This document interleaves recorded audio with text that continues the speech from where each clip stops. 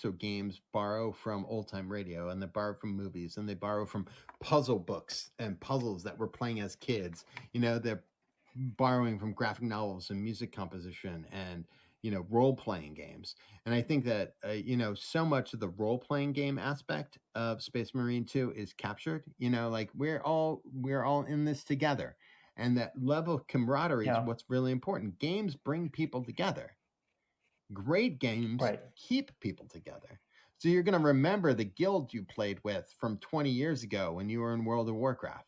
You're going to remember the teams that you played with in Warhammer 40K. I still remember the gaming group I had in high school when I was playing Dungeons and Dragons.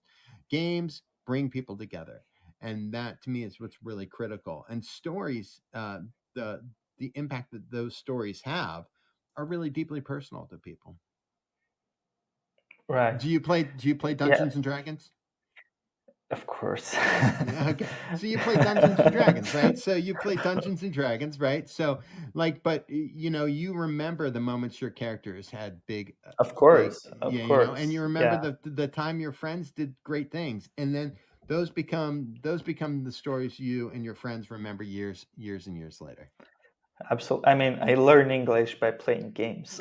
Yeah, that's exactly it. And I'm learning French by playing games and by working for a French studio. Like the fact is that I wouldn't have taken I wouldn't have learned French if it weren't for working for Ubisoft or working for Talisman. Yeah. You know, but I love that, and that's what's really important to me is that games have pushed me to become bigger than I am, to become better than I am, and comics the Yeah. same way.